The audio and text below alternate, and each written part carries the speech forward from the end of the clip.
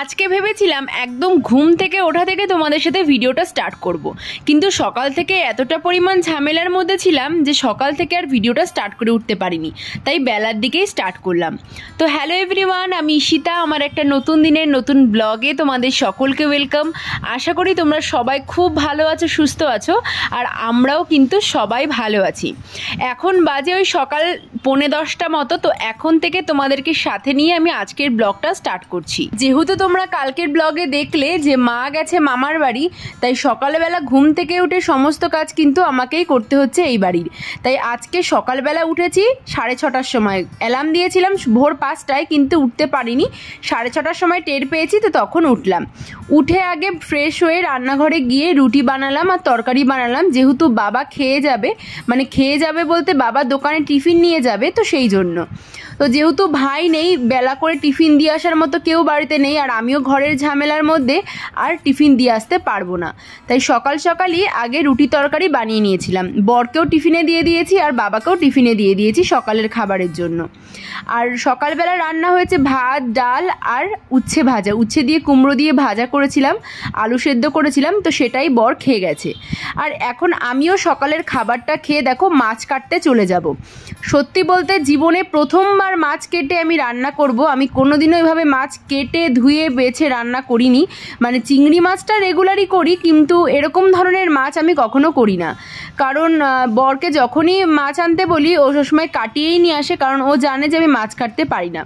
কিন্তু সকালবেলা বাবা মাছ রেখেছে, আর দেশি তেলাপিয়া, একদম তেলাপিয়া মাছগুলো এত সুন্দর। তো বাবা না মানে ভুলেই গেছে যে মা বাড়িতে নেই, আর আমি সেরকমভাবে মাছ কাটতে পারি না। তো বাবাকে বললাম যে ঠিক আছে, আমি নয় বেলার দিক করে মাছটা কেটে রান্না করে ফেলবো, কারণ আমার মাছ কাটতে অনেক সময় লাগে। পারি না একেবারে বলবো না, আসলে কোনোদিনও সেরকমভাবে কাটি না, কিন্তু চেষ্টা করলে সবই পারা যায়। যেরকম আজকে করেছি, বেশ ভালো করে সুন্দর করে মাছগুলোকে কেটে পরিষ্কার করেছি, কিন্তু সময় একটু অন্যান্যদের তুলনায় বেশি লেগেছে। কারণ অন্যান্যরা সবাই, মানে আমার মা যেরকম, আমার মা শাশুড়ি মা যেরকম সবসময় মাছ কেটে রান্না করে, আর আমি তো সেরকম না, তো ওই জন্য একটু সময়টা বেশি লেগেছে বলতে পারো। কিন্তু সুন্দর করে দেখো মাছগুলোকে কেটে বেছে পরিষ্কার করে নিয়েছি, এখন রান্না করব। আর সকালবেলা বাবা অনেক সকালেই মাছ রেখেছিল, কিন্তু বরকে মাছ করে দিতে পারেনি, কারণ কাটতে গেলে আমার সময় বেশি লাগবে, আর মাছ কাটতে বসলে আমার অন্যান্য রান্নাগুলো আর করা হবে না। তো সেই জন্য না সকালবেলা ওকে আর মাছটা করে দিইনি। ও ডাল খেয়ে গেছে, আর যেগুলো করেছিলাম সাথে ডিম ভেজে দিয়েছি, ও সেগুলো দিয়ে আর কি ভাত খেয়ে গেছে। আর সাথে তো বললামই টিফিন নিয়ে গেছে। তো এখন দেখো চলে এসেছি ঘরে, আর মাছগুলোকে তো ভালো করে নুন হলুদ মাখিয়ে এবার ভেজে নিচ্ছি।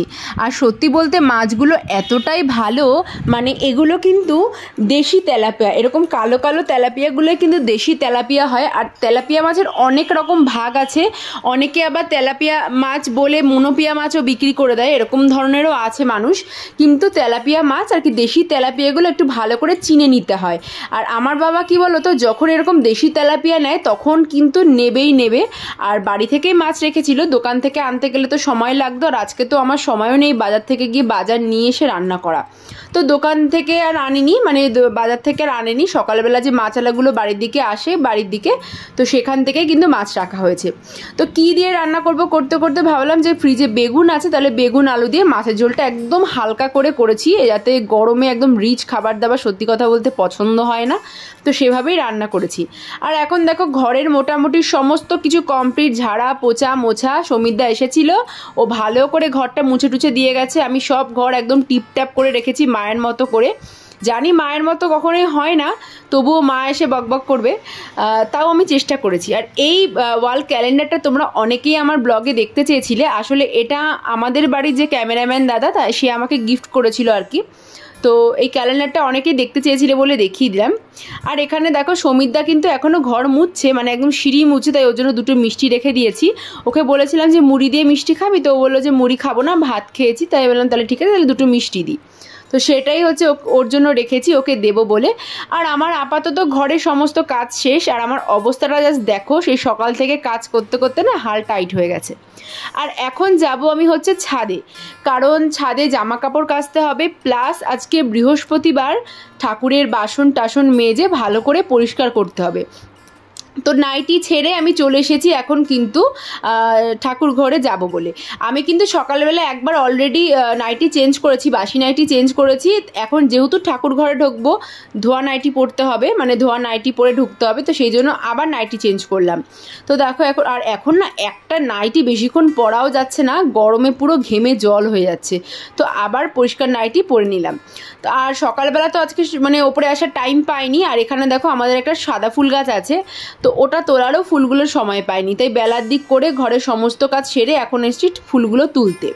তো ফুলগুলো বেশ অনেক ফুল হয় আমাদের এই গাছটায়, একদম দেখেছো রাস্তার দিকে ঝুঁকে গেছে, আসলে রোদটা যেদিকে পড়ে গাছটাও ঠিক সেই দিকেই ঝুঁকে গেছে। তো প্রচুর ফুল হয়েছে, আর ফুলগুলো না সকালের দিকে তুললে একটু বড় বড় দেখা যায়, আর এখন রোদের তাপে একটু নেতিয়ে যায় ফুলগুলো, তো সেই জন্য না একটু ছোট ছোট হয়ে গেছে ফুলগুলো। তো যাই হোক সেগুলোই তুলে ভালো করে ধুয়ে নিলাম। আর সমিতদা কিছু সকালবেলা ফুল দিয়েছিল, সেগুলো সব কিছু আর কি আমাদের নিচের গাছের কিছু ফুল ছিল, তো সব ধুয়ে রেখেছি। আর এখন ঠাকুরের বাসনটা ভালো করে মেজে নেব। আর আজকে যেহেতু বৃহস্পতিবার, ঘরটাও নামিয়ে নিয়েছি, তো সব কিছু একেবারে ধুয়ে পরিষ্কার করে নেবো। এরপর ঠাকুর ঘরটা মুছে টুছেও নেব, তারপরে একবারে স্নান করে আসবো ঠাকুরে পুজো দিতে। তার আগে কিন্তু জামা কাপড় কাচা বাকি, কারণ যেসব জামা কাপড় বর কিছু দিয়ে গেছিলো, তারপরে আমার কিছু জামা কাপড় আছে, বাবার আছে, নাইটি 3টে আছে, তো এতগুলো জামা কাপড় এগুলো এখন আগে ধুয়ে তারপরে আমি বাথরুমে ঢুকবো। কারণ বাথরুমে না এত জামা কাপড় কাচা যায় না, যেহেতু আমাদের ছাদের ব্যবস্থা আছে, আমরা সব সময়তেই ছাদে জামা কাপড় কাচি। আগে যখন এই চাতালটা ছিল না তখনও ওই কোনো রকম করে কাচা হতো ছাদেই, কিন্তু এখন মানে চাতাল করে দেওয়ার পর অনেক বছরই হয়ে গেছে চাতালটা করেছে ছোট করে, বেশ এখন এখানে কাচাকাচি করতেই সুবিধা হয়, কাচাকাচি করে ছাদেই মেলে দেওয়া হয়, বেশ ভালোভাবে শুকিয়ে যায়। আর ওয়াশিং মেশিনটা আমার মা না খুব কম ইউজ করে, মানে যখন অনেক জামা কাপড় হয় হাতে কাচতে একটু কষ্ট হয় তখন মা ওয়াশিং মেশিনে দেয়, কিন্তু কম জামা কাপড় হলে না সত্যি ওয়াশিং মেশিনে দিতে ইচ্ছা করে না। ওয়াশিং মেশিনে কাজ করতে না অনেক সময় লাগে। অনেক জামা কাপড় হলো ঠিক আছে, কিন্তু কম জামা কাপড়ে খুব একটা দেয় না মা। আর মা বিশেষ করে যখন বিছানার চাদর, বালিশের ওয়্যার কাছে অনেক জামা কাপড় হয় আর কি, তো তখন মা ওয়াশিং মেশিনটা চালায়, তখন ওয়াশিং মেশিনে দেয়। আর নর্মাল সময় এমনি হাতেই কাচে। আর আমার বাবা যা নোংরা জামা কাপড় করে, বাবা ভাই সবাই, মানে যেহেতু বাবার দোকান, আর দোকানে না প্রচণ্ড পরিমাণে নোংরা হয়, জামা কাপড় ধুলোবালি থাকে, আর ভাইও এদিক ওদিক বেরোয়, জামা কাপড়গুলো না ওয়াশিং মেশিনে দিলে ঠিকঠাক পরিষ্কার হয় না, তাই মা সবসময় হাতে কেচেই দেয়। আর এখানে দেখো আমারও নিজের স্নান টান হয়ে গেছে, জামা কাপড় কেচে স্নান করে নিয়েছি। এখন বৃহস্পতিবারের পুজো সমস্ত কিছু গুছিয়ে ঘরটট পাল্টে দেখো সুন্দর করে ঠাকুরটা সাজিয়ে নিয়েছি। ফুল ছিল প্রচুর, সাথে গাঁদা ফুলও আনা হয়েছিল, তো সব কিছু দিয়ে ফল দিয়ে সুন্দর করে পুজো দিয়ে নিচ্ছি। আর তারপরে আমি নিজের লাঞ্চটাও করে নেব। এখন হয়েছে সন্ধে, আর আমি না কাজ টাজ করার পরে, খাওয়া দাওয়া করার পরে আমি একটু রেস্ট করছিলাম, তার মধ্যে বিকেলবেলা দিদি চলে এসেছে। আর এখন সন্ধে হয়ে গেছে, তাই ভাবলাম সবার জন্য একটু চা বানাই। আর আজকে দুধ চাই বানিয়েছি, দিদি যেহেতু দুধ চা খেতে পছন্দ করে দুধ চাই বানিয়েছি, আর আমিও দেখো চা নিয়েই বসেছি। আর কদিন ধরে না খাওয়া একদমই মানে ডায়েট ফ্যাট একদম উড়ে গেছে আমার, মানে ঠিকঠাক টাইমে খেতে পারছি না, আরও গরম না, এটা কিছুই ভালো লাগছে না। তো আজকে অনেক দিন পর দুধ চা খাচ্ছি, মানে প্রায় বলতে পারো 1-1.5 মাস হয়ে গেছে, তারও বেশি হয়তো আমি দুধ চা খাই না, অনেক দিন পর খাচ্ছি, বেশ ভালোই লাগছে। আমার তো দুধ চা খেতে সত্যি কথা বলতে ভীষণই ভালো লাগে।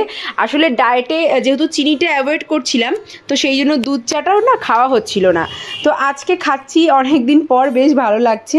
আর দিদি এসেছে, ওর জন্য আর কি আমার খাওয়াটা হচ্ছে। তোমরা তো দেখলে দিদিরা এসেছিল, আমি চাটা করেছিলাম, তারপর আমি দিদির সাথে গেছিলাম একটু বাজারে, মানে মেলার মাঠ হয়ে একটু বাজারের দিকে গেছিলাম। তো দিদি আমাকে মেলা থেকে কিছু কিনে দিয়েছে, আর তারপরে বিরিয়ানিও কিনে দিয়েছে বাড়ির জন্য। এই যে দিদি আমাকে এক প্লেট বিরিয়ানি কিনে দিয়েছে, তো আমি এখনও সেটা খাইনি, বাবা এসছে, বাবাকে একটু চাটা দেবো। আর দিদি আমাকে কি কিনে দিয়েছে মেলা থেকে আমি তোমাদেরকে একটু দেখাই, মানে মেলার মাঠ দিয়ে বাজারে গেছিলাম। এই দেখো এখানে একটা কৌটো, তারপরে একটা ঝুড়ি, আর একটা ওই বাটি টাইপের প্লাস্টিকের আর কি, গামলা টাইপের, তো এগুলো দিদি কিনে দিয়েছে। দিদিও কিনেছে অনেক কিছু, আর এগুলো আমাকে দিদি কিনে দিয়েছে। আর এখন বাবা চলে এসছে, বাবাকে একটু চাটা দেবো। আর তোমাদের সাথে ভিডিও শেয়ার করিনি, কারণ মেলায় গিয়ে তোমাদের অলরেডি আমি 2 দিন পর মেলার ব্লগ দিয়েছি, তো সেই জন্য আজকে আর মেলায় গিয়ে কোনো ভিডিও শেয়ার করিনি। আজকে মেলায় সেরকম লোকও হয়নি, আর প্রায় সব দোকানপাটি চলে গেছে, তো সেই জন্য আর ভিডিও করিনি। তো চলো এই যে চা গরম করে নিচ্ছি, এই যে সন্ধ্যেবেলা চা বানিয়েছিলাম না, বাবার জন্য রেখে দিয়েছিলাম। তো চাটা এখন গরম করে দেবো, আর তারপরে এই যে বাসনগুলো পরিষ্কার করব। তো চলো আগে বাবাকে চাটা দিয়ে আসি। তো বাবাকে খেতেও দিয়ে দিয়েছিলাম, বাবা খাওয়া দাওয়া হয়ে গেছে, বাবা খেয়ে দিয়ে শুয়ে পড়েছে। আর এখানে হচ্ছে আমি আর বর খেতে বসেছি। আর যেটুকু ভাত ছিল বাবাকে দিয়েছি, আর কিছুটা ভাত ছিল সেটা বরকে দিয়েছি। আর বিরিয়ানিটা আমি এক প্লেট এখন অতটা খাইনি, যেহেতু আমার রাতে তো ভাত খাওয়া একদম উচিতই না, তবুও দিদি বিরিয়ানিটা কিনে দিয়েছে বলে খাচ্ছি। তাই বরকে কিছুটা দিয়েছি আর আমি কিছুটা নিয়েছি, সাথে একটা মাছও নিয়েছি, তেলাপিয়া মাছ। তো চলো আমি এখন খাওয়া দাওয়া করি, আর আজকের ব্লগটা এখানেই এন্ড করছি। তোমাদের যদি আজকের ব্লগটা ভালো লেগে থাকে অবশ্যই বলবো একটা লাইক কমেন্ট শেয়ার করতে ভুলো না। আমার চ্যানেলে নতুন হয়ে থাকলে অবশ্যই প্লিজ আমার চ্যানেলটিকে সাবস্ক্রাইব করে পাশে থেকো। যদি ফেসবুক থেকে ভিডিওটা দেখো অবশ্যই বলো ফেসবুক প্রোফাইলটাকে ফলো করে দিও, যাতে আরও নতুন ভিডিও তোমরা আমার দেখতে পারো। তো আমাকে ভালোবাসলে অবশ্যই কিন্তু একটা কমেন্ট করতে ভুলো না। তো চলো টাটা, সবাই ভালো থেকো, সুস্থ থেকো।